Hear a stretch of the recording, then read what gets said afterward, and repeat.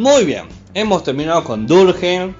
Perfecto, chao Durkheim, que la fuerza te acompañe. Y ahora vamos con el último gran sociólogo de la época clásica. Aparece mostrando las pantorrillas, moviendo esa barba, levantando la mano y con los amplificadores al máximo. El gigante, el maravilloso, el imprescindible Max Weber.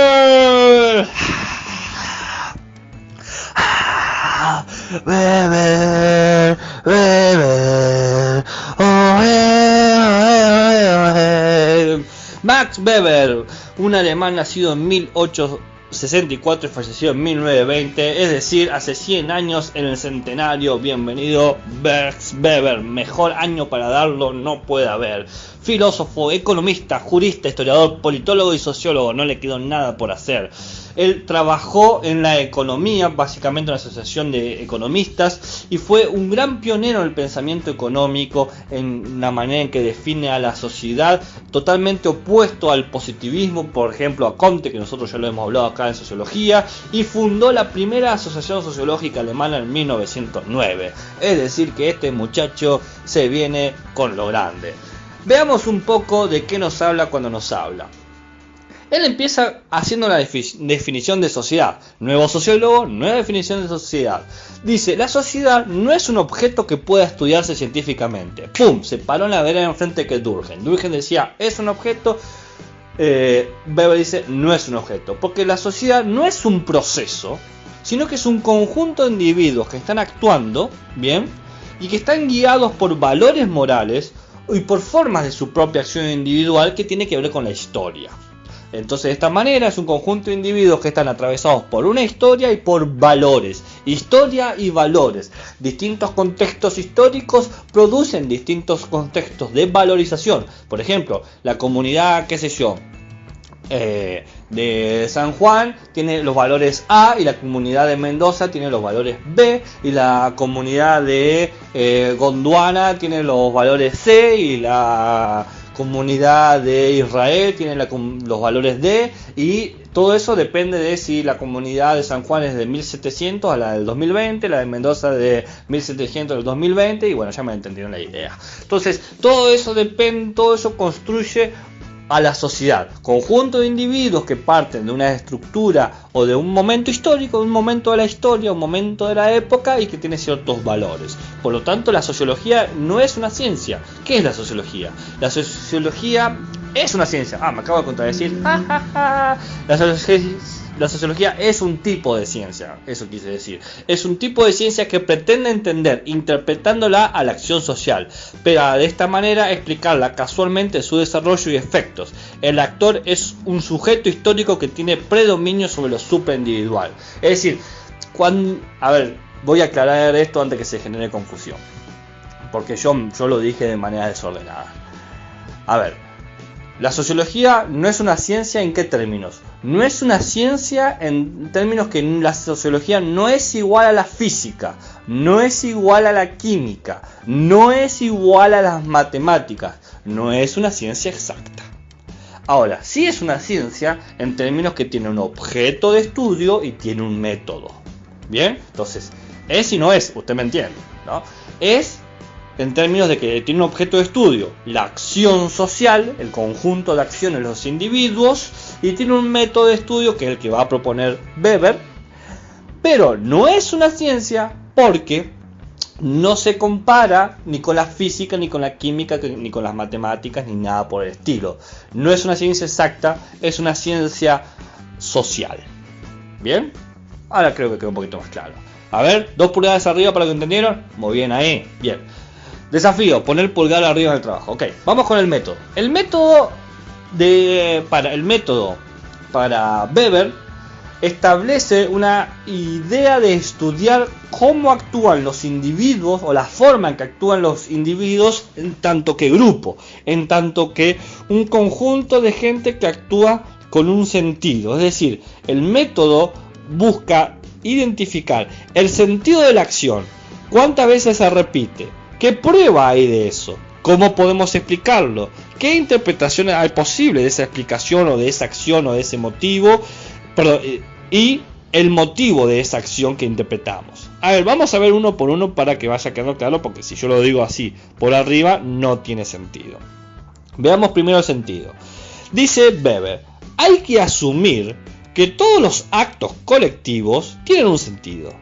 La masa, el grupo de gente, por ejemplo en una protesta o en una marcha o cuando va o hacer la cola del supermercado o quedarse en cuarentena, es un acto colectivo porque mucha gente lo hace, tiene un sentido, tiene un principio, bien, inicia en un momento y tiene un fin, aunque no parezca, la cuarentena va a tener un fin, y a su vez posee una justificación, es decir, hay una explicación de por qué se hace eso que se hace. O sea, nos ponemos en cuarentena para resguardarnos del contagio del coronavirus. Hacemos la cola al supermercado para que nos atiendan en orden de llegada, etc.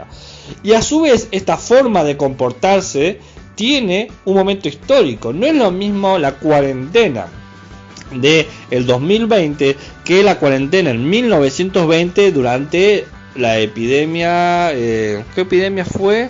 Creo que fue de la gripe española, si mal no recuerdo. Corríjame en los comentarios. Era un video de YouTube cualquiera. Bien, tiene un momento histórico, ¿bien? O no es lo mismo hacer la cola del supermercado hoy en día que la cola del supermercado hace 100 años. Entonces, supone todo un conjunto de individuos que aceptan este sentido y que este sentido no supone como algo bueno, malo, válido, inválido, correcto, incorrecto, lo que sea. Simplemente es. Todo es natural hacer cola, nadie se va a poner a discutir la naturaleza de la cola. Lo sumo te enojas por un gil que está demorando mucho la cola del supermercado, pero te enojas con él, no por la naturaleza de hacer cola. Entonces el sentido tiene que ver con eso, principio, fin y cuál es la justificación.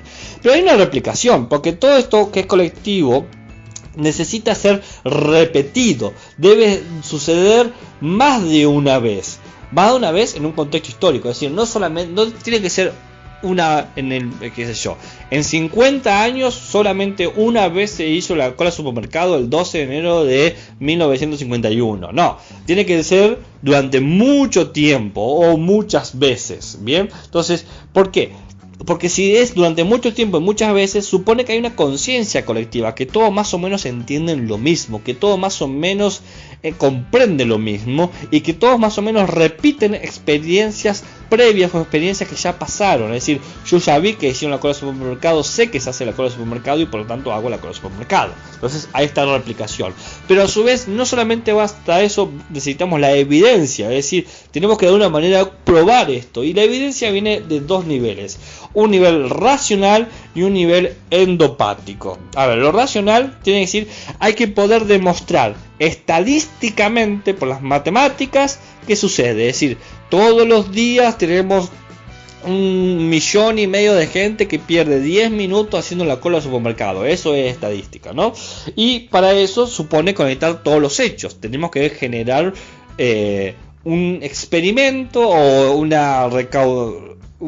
testeo o una encuesta o alguna forma de ver cómo se hace la cola del supermercado. Bien, vamos por por un mes, vamos a todos los supermercados de San Juan y tomamos el tiempo con un cronómetro de cuánto tarda la gente a hacer la cola del supermercado y vamos con una libreta anotando cuánta gente está yendo. Entonces yo durante un mes entero me voy todos los días al supermercado A, mi colega al supermercado B y así voy anotando.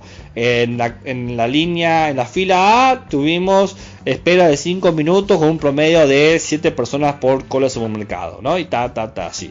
Eso es el nivel racional. Y el nivel endopático, que tiene que ver con la empatía, con poder sentir lo que el otro siente o ponerte en la identidad del otro, por eso simpatía, que es que todos podamos sentir eso. Vamos, ¿quién no ha sentido lo que es esperar en la cola de un supermercado? El sentimiento de espera, de movilizarte, de frustración o de ansiedad, de decir, vamos loco, apurarte con esta cola, o qué suerte que me tocó una cola rápida.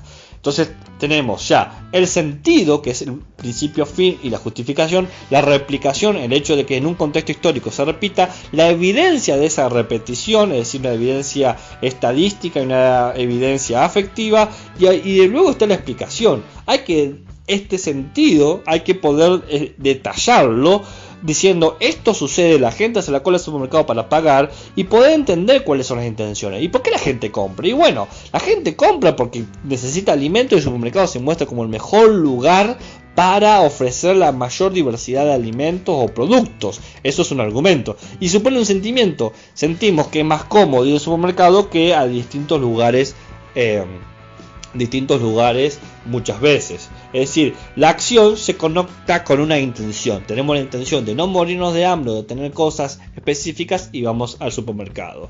Pero esta explicación tiene que pasar por un proceso de interpretación, porque dependiendo de la situación histórica contextual y de la evidencia, nosotros vamos a poder interpretarlo de distintas maneras. ¿Por qué? Porque no es lo mismo hacer la cola al supermercado en cuarentena, donde tenemos que generar una distancia mucho mayor y por lo tanto las colas se van a hacer o más largas o con menos gentes, que hacer la interpretación de la cola al supermercado hace el año pasado, que era de otra manera, donde la gente se juntaba tanto que te chocaba el carrito del supermercado con el trasero y lo mirabas con mala onda diciendo, che, ¿por qué estás tan cerca de mí? Y ahora ahora podés decir, che, si estás muy cerca me podés contagiar. Es decir, la interpretación es cómo tipificamos, qué tipo de qué forma específica o qué punto de vista vamos a dar. Es decir, ¿por qué nos separamos en la cola del supermercado y para no contagiarnos? Yo pongo acá el ejemplo, actuamos por amor, actuamos por hambre, o sea, ¿qué tipo de acto vamos a poner? Y por último, esta interpretación tiene que dar cuenta de un motivo, es decir, ¿por qué así y no de otra manera? Porque yo digo, la gente está actuando así, justifico eso, pero también tengo que decir por qué no eligieron actuar de otra forma, por qué no por pedido ya, por qué no por delivery, por qué no la gente decidió saltarse la cuarentena y no hacerlo. O sea, pues debo poder dar cuenta de cuáles son las coherencias, qué es lo habitual o qué es lo normal para esa gente, por qué la gente aceptó hacer eso, dar cuenta del motivo. Bien. Entonces, para Weber, comprender una acción social comprende demandar un análisis de el sentido, la replicación, la evidencia, la explicación y la interpretación. Permítanmelo ejemplificarlos. Y el motivo, perdón. Permíteme dar un ejemplo. Entonces tenemos una acción. Hombre que dispara a otro. El sentido. ¿En qué momento y contexto de la historia de la humanidad sucedió? No es lo mismo que alguien dispare a otro hoy en el siglo XXI en la calle que en medio de una guerra civil. Replicación. ¿Esto responde a una experiencia individual, a algo totalmente aislado, a una situación específica o a un estado general? Porque, por ejemplo, en una guerra civil, por ejemplo la guerra civil norteamericana, donde se puso la enmienda donde se podía llevar las armas, tenía más sentido que alguien dispare para defenderse de la dominación inglesa.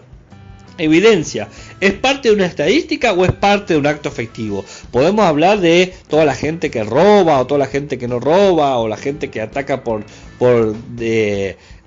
discriminación racial o lo que sea. Explicación, ¿el acto es racional o irracional? ¿Podemos darle todo un sentido a esta forma de actuar? Podemos explicarlo, bueno, la gente lo hace porque quiere defenderse, la gente lo hace por odio, la gente lo hace por cosas, o la gente no hay forma de identificar por qué lo hace la gente. Interpretación, hay un punto de vista compartido, se actúa por inseguridad, se actúa por no inseguridad, se actúa por defender su elemento, se actúa como ataque. Y motivo, ¿esto ha ocurrido antes o es la primera vez?